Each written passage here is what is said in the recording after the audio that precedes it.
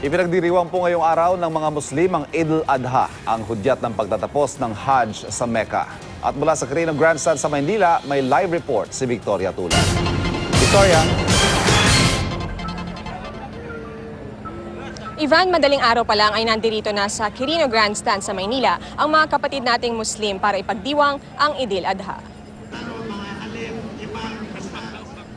Kasama ang kanilang mga mahal sa buhay, sabay-sabay na nagdasal sa Quirino Grandstand sa Maynila ang daan-daang kapatid na Muslim bilang paggunita sa Eid al-Adha.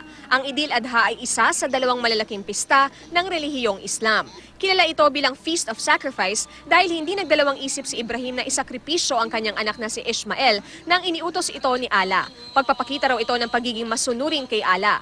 Pero bago pa maisagawa ang sakripisyo, pinigilan daw ni Allah si Ibrahim at sa halip, iniutos na isang tupa na lang ang ialay. Ang Eid al-Adha ay palatandaan din na tapos na ang Hajj pilgrimage o ang paglalakbay ng mga Muslim papunta sa Holy City ng Mecca sa Saudi Arabia. Bilang pagdiriwang nga sa pistang ito, bukod sa pagdarasal, nagkakatay rin ng tupa, baka o kambing ang mga Muslim para pagsaluhan.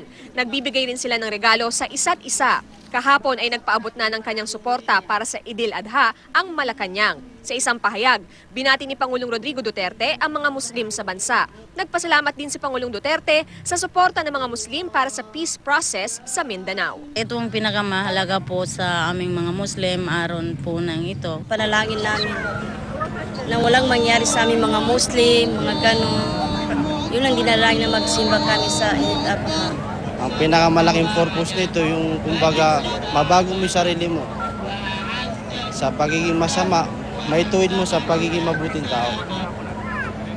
Ivan, ayon sa mga nakausap natin, posibleng magtagal ang kanilang pagdarasal dito sa Quirino Grandstand hanggang alas 8 ngayong umaga. Yan muna ang latest mula rito. Balik sa inyo, Ivan.